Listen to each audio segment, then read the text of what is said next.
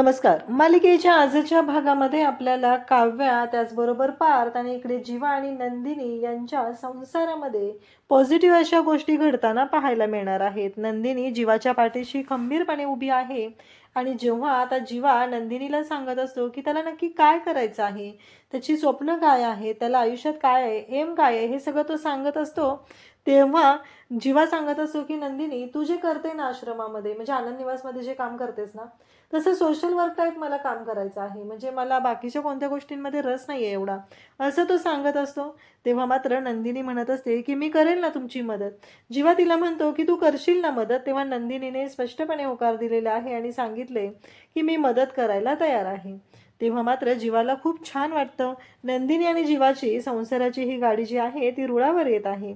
त्याचबरोबर इकडे आपल्याला पाहायला मिळतं की आता पार्थ आणि काव्या त्याच कॅफेमध्ये बसलेले आहेत आणि पार्थने समोर असलेलं गुलाबाचं फूल घेतलेलं आहे आणि तो ते काव्याला देत आहे.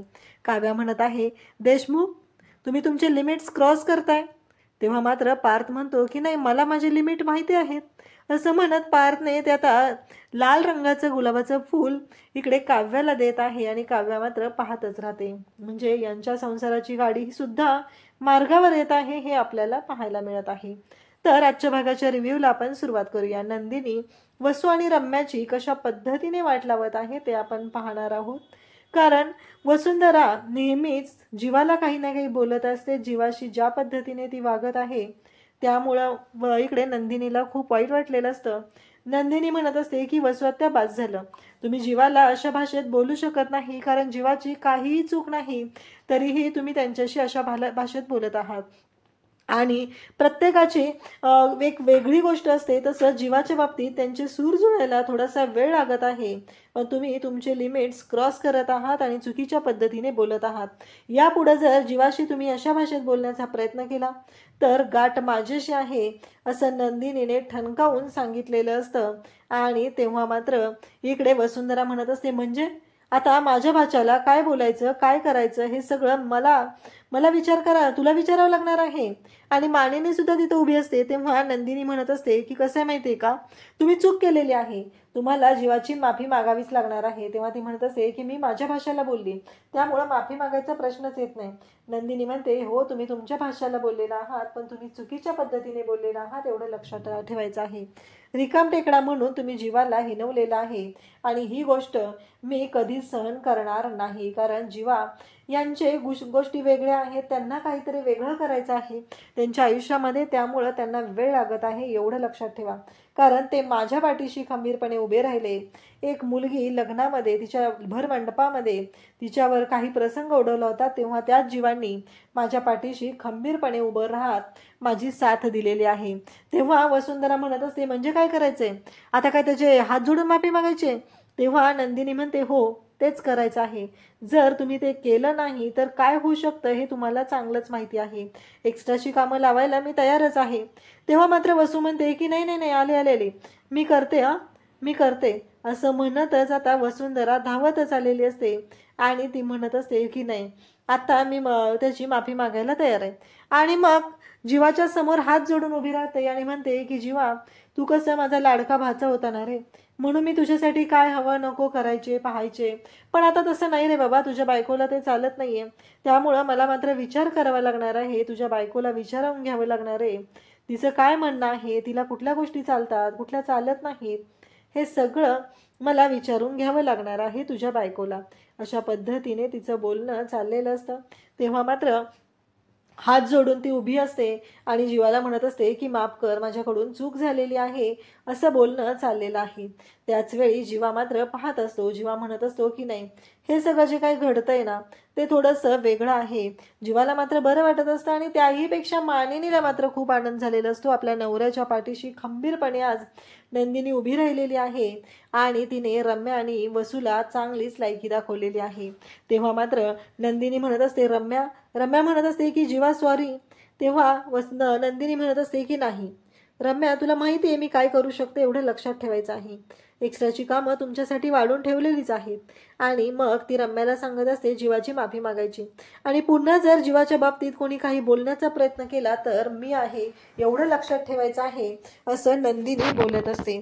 तेव्हा त्या दोघी जणी पाहतच राहतात, कारण हे सगळं जे काही घडत आहे त्याचा धक्का मात्र त्यांना चांगलाच बसलेला असतो. आणि त्याचबरोबर ह्या सगळ्या गोष्टी जेव्हा घडत आहेत तेव्हा नंदिनीने चांगलंच ठणकावून सांगितलेलं आहे. आणि एक्स्ट्राची कामं सुद्धा लावलेली आहेत. एक्स्ट्राची कामं म्हणजे काय, तर त्यांना दोघांनाही, त्या दोघींनाही आता घरातले पडदे धुवायला सांगितलेले आहेत. आणि एवढंच नाही तर ते पडदे जे आहेत ते मशीनला धुवायचे नाहीत, हे सुद्धा ठणकावून सांगितलेलं आहे, हाताने धुवायचे आहेत. आणि जर तुम्ही ते केलं नाही तर आणखी एक्स्ट्राची कामं मी वाढवू शकते, अशा भाषेमध्ये नंदिनी बोलत असते. आता नंदिनीकडे पाहून इकडे मानिनीला मात्र खूप आनंद झालेला असतो. मानिनी म्हणत असते की खरंच असं नवऱ्याच्या पाठीशी खंबीरपणे उभं राहणारे काव्याला कधी येणार आहेत ह्या गोष्टी लक्षात. जेव्हा म्हणतो की मी जो काही पसारा करून ठेवलाय ना तो आवरायला मी जातो, तेव्हा मात्र नंदिनी म्हणते हो हो मी पण आले, तुम्ही नका एकटे आवरू, असं नंदिनी त्याला सांगत आहे.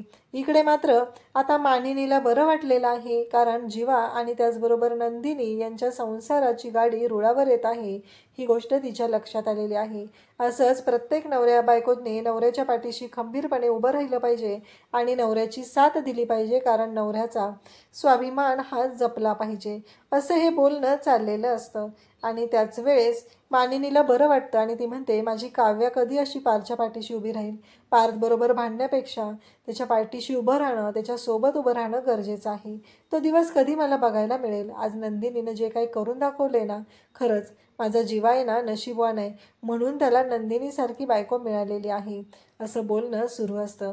त्यासोबतच इकडे पाहायला मिळतं ते म्हणजे काव्या आणि त्याचबरोबर अनिशा दोघीही कॅफेमध्ये बसलेले आहेत. आणि त्यासोबतच त्या दोघींनीही कॉफी ऑर्डर केलेली असते. काव्याने आईस कॉफी मागवलेली असते आणि अजून का ऑर्डर येत नाही. काव्या म्हणत असते की या कॅफेचे ना मला कळतच नाही, स्टँडर्ड टिकून राहिलेले नाही आहेत.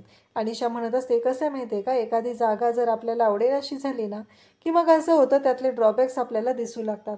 काव्या तसं तुझ्या बाबतीत झालेलं आहे, असं अनिशा तिला सांगत असते.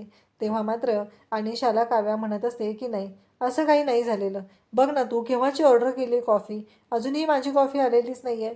तेव्हा ती म्हणत असते अगं येईल, थांब जरा वेळ, असं बोलणं चालू असतं. तेवढ्यातच तिथली जी ऑर्डर देणारी मुलगी असते ती कॉफी घेऊन येते आणि मग काव्या म्हणते की ही कसली कॉफी आहे. तेव्हा ती सांगते की सिनेमन कॉफी. तेव्हा काव्या म्हणते की मी मागवलीच नव्हती सिनेमन कॉफी. तेव्हा मात्र काव्या चिडलेली असते. काव्या म्हणत असते मी तुम्हाला आईस कॉफी मागवलेली होती आणि हे सगळं तुम्ही काय देताय मला, तुमच्या लक्षात येतंय का, असं काव्या बोलत असते. तेव्हा मात्र ती म्हणत असते की अहो मॅडम माझं ऑर्डर देणं काम आहे, ऑर्डर काय आहे ते मला नाही माहिती, मला सांगितलं ऑर्डर द्या, मी ऑर्डर द्यायला आलेली आहे. आणि इकडे पार्थसुद्धा म्हणत असतो की मी सिनेमन कॉफी सांगितली होती, मी आईस कॉफी नव्हती सांगितली. मग पार्थला आवाज येतो ना काव्याचा आणि तो म्हणत असतो अरे तुम्ही यांना कॉफी दिलीत का ती, असं पार्थ बोलू लागतो. तेव्हा मात्र ती म्हणत असते की हो ना सर. तेव्हा पार्थ म्हणतो की खरंच म्हणजे आज तुमच्यामुळं कळलं की माझ्या आयुष्यातला एवढा छान दिवस होत आहे. तेव्हा ती म्हणते की पण तेव्हा पार्थ म्हणत असतो की हा जो मॅनेजर वगैरे कोण आहे ना त्यांना चांगले फटके दिले पाहिजेत आणि ज्याने कोणी ही कॉफी बनवली. काव्या म्हणते तुम्ही. तेव्हा पार्थ म्हणतो की हो. आणि मग तेव्हा तो म्हणतो की नाही मी तुम्हाला कुठं बोललेलं आहे. आणि तेवढ्यातच मिस्टर गायकवाड जे असतात ते तिथे येऊ लागतात आणि पार्थला म्हणत असतात की मिस्टर देशमुख काही प्रॉब्लेम. तेव्हा तो सांगू लागतो की नाही.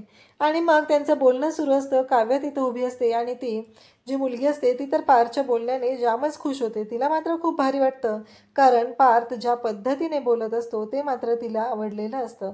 आणि त्याच वेळेस ते बोलणं जेव्हा चालू आहे तेव्हा काव्या म्हणत असते काय बोललात तुम्ही.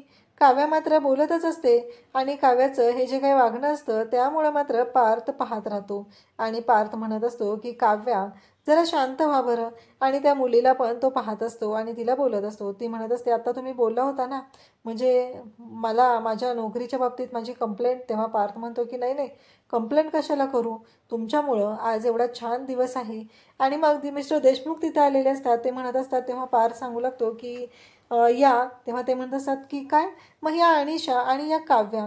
काव्या म्हणजे माझी बायको हे पार्थला सांगायचं असतं, पण पार्थ सांगत असते की मी काव्या देशमुख. तेव्हा ते सांगत असतात, ओ म्हणजे तुम्ही पार्थ देशमुखांची पत्नी, वाईफ, बरोबर ना? काव्या हो म्हणते. तेव्हा ते म्हणत असतात की हो, तुमच्याबद्दल ना पार्थ देशमुख खूप सांगत असतात.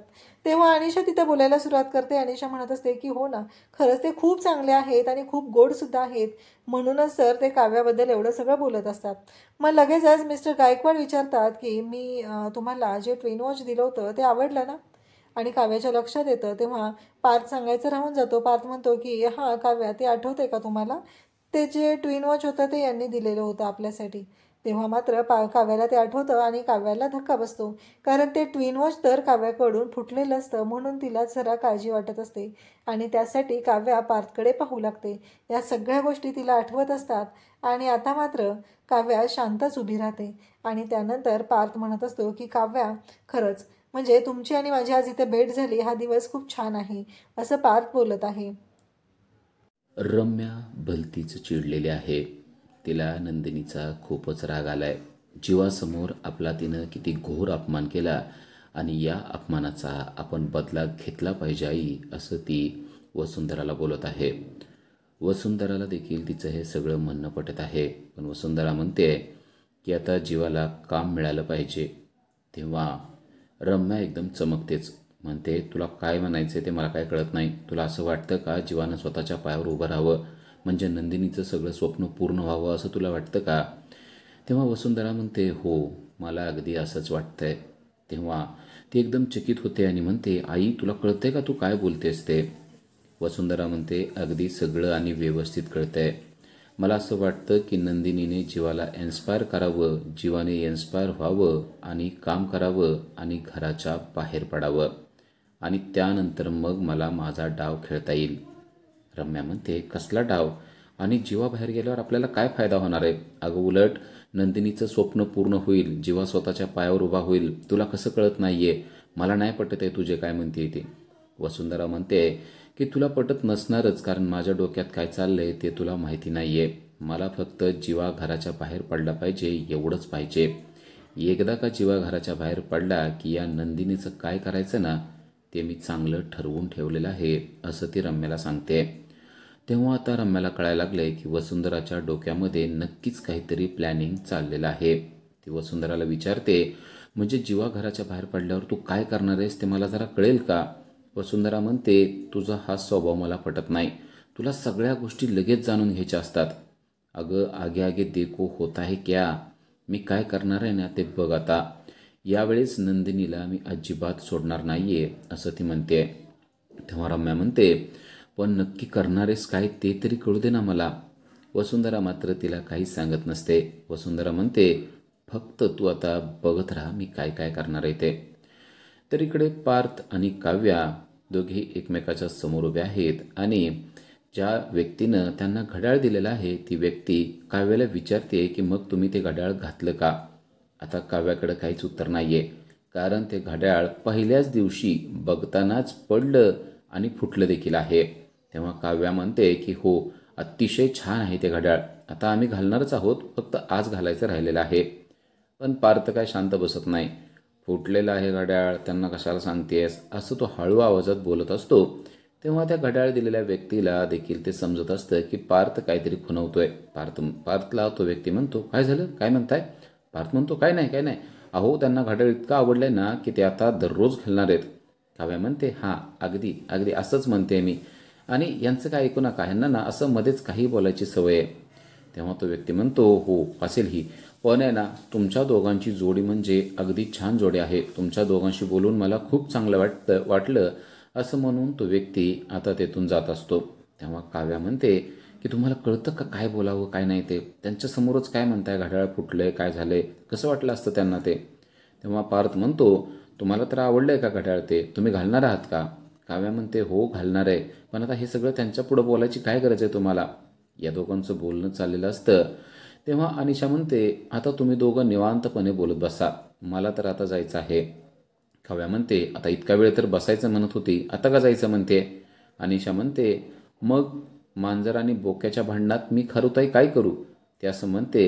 तेव्हा काव्या तिच्या जवळ जाते आणि म्हणते, तू खारुताई, थांब तुला मारुताई करते आता. तेव्हा अनिशा हसायला लागते आणि म्हणते, तुमच्या दोघांना काय करायचं आहे ना ते करा, मी मात्र आता इथं थांबणार नाही. आणि पार्थला देखील तेच पाहिजे असतं. पार्थ अनिशाला म्हणतो, हुशार आहेत तुम्हाला काम आहे म्हणून चाललाय ना? ते म्हणते, हो अहो अतिशय महत्त्वाचं काम आहे म्हणून तर चालले. आता तुम्ही दोघं मस्तपैकी डेट एन्जॉय करा. असं म्हणून अनिशा मात्र तेथून निघून गेलेली असते. आणि आता पार्थ पुन्हा एकदा काव्याच्या समोर बसलेला असतो.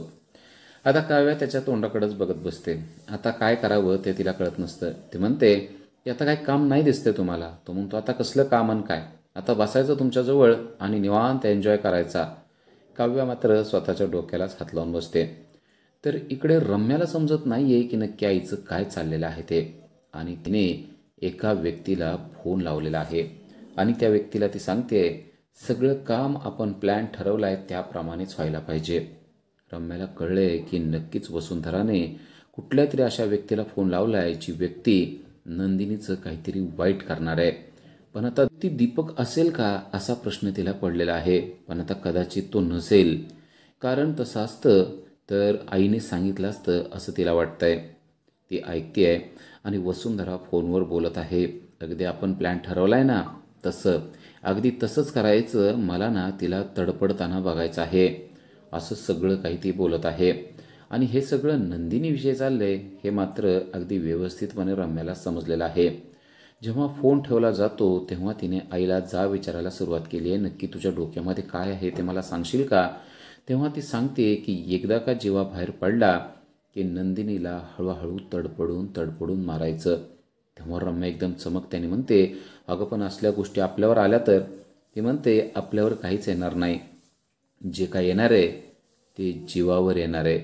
जीवाच नंदिनीला तडपडून मारणार आहे आणि रोज थोडं मारणार आहे. आता तू बघ मी काय करते, असं म्हणून ती हसायला लागलेली आहे. रम्याला तर काहीच कळत नाहीये की नक्की हिच्या डोक्यात आहे काय. रम्या अजून प्रश्न विचारायला जाते तेव्हा वसुंधरा, शांत रहा, आता एक शब्द देखील बोलू नकोस असं म्हणते आणि तिचं तोंड बंद करते. पण स्वतः मात्र एकदम राक्षसी हास्य हसायला लागते.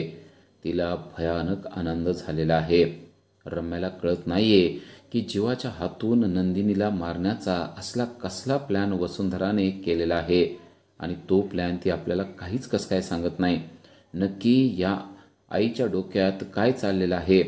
पण जे काय चाललेलं आहे ते खूपच भयानक आहे हे मात्र रम्याला चांगलंच समजलेलं असतं. रम्या तिला विचारायचा प्रयत्न करत असते पण वसुंधरा मात्र तिला काहीही कळू देत नसते. तू फक्त शांत रहा आणि बघ, आता ज्या व्यक्तीला मी फोन लावलाय ना तो व्यक्ती आपलं 100% काम करणार आहे, कारण त्या व्यक्तीवर मला विश्वास आहे. रम्या म्हणते, हा व्यक्ती आहे तरी कोण? तरी देखील त्या व्यक्तीचं पण नाव तिने काही सांगितलेलं नाहीये. पण राक्षसी हास्य मात्र तिच्या चेहऱ्यावर आलेलं आहे आणि ती एकदम राक्षसासारखं चिटकिनीसारखं हसायला लागलेलं आहे, कारण तिला असं वाटते की आपली स्वप्नपूर्ती आता जवळ आली आहे.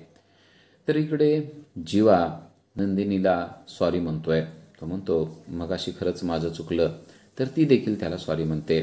तो म्हणतो, पण मी तुमच्याबरोबर नुकतंच भांडलेलं होतो तरी देखील तुम्ही रम्या आणि वसुंधरा यांच्या विरोधात जाऊन माझी बाजू घेतलीत. तेव्हा ती म्हणते, त्यांच्या विरोधात जायला काहीच हरकत नाहीये आणि ते कसं वागतात ते बघितलं ना तुम्ही. आणि राहिला प्रश्न तुम्हाला बोलण्याचा, तर मला असं वाटतं की आई आणि बाबांशिवाय तुम्हाला कुणीही वाईट बोललं नाही पाहिजे. मला ते सहनच होत नाही, कारण मला असं वाटतं की आई बाबांचा तो अधिकार आहे, बाकी कोणाचाच तो अधिकार नाही आहे. तेव्हा ही सगळी गोष्ट जीवाला आवडते. जीवा म्हणतो, खरंच तुमचा स्वभावच वेगळा आहे.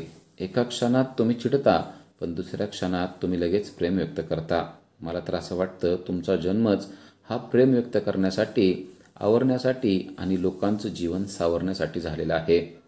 तेव्हाच बोलत बोलत नंदिनी म्हणते, खरं माझा जन्म प्रेम मिळवायसाठी पण झाला पाहिजे होता. तेव्हा त्याला समजते की आपण प्रेम करत नाहीये आणि यामुळं नंदिनीला देखील वाईट वाटतंय. तो म्हणतो, पण आता मी स्वतःच्या पायावर उभं राहायचं ठरवलंय. त्याने हळूच तो विषय बदललेला असतो. तेव्हा ती म्हणते, हो मला सुद्धा वाटतं की तुम्ही स्वतःच्या पायावर उभं राहावं, पण तुम्ही नक्की काय करावं ना ते मात्र मी तुम्हाला सांगणार नाही, ते तुम्ही स्वतः ठरवलं पाहिजे. तेव्हा जीवा म्हणतो, अगदी ते मी स्वतःच ठरवणार आहे. उद्याच्या भागामध्ये आपल्याला पाहायला मिळतं की जीवानं ठरवलेलं आहे. जीवा नंदिनीला सांगतोय की मला देखील तुमच्यासारखं लोकांची सेवा करायला आवडतं. तेव्हा नंदिनी अजून त्याला काहीच बोललेली नाहीये, पण नंदिनी नक्कीच त्याला आता स्वतःच्याच आश्रमामध्ये काम देईल आणि स्वतः दोघे मिळून ते आश्रमातील काम करतील. तिकडे पार्थ आणि काव्या मात्र रोमॅन्टिक झालेले आहेत.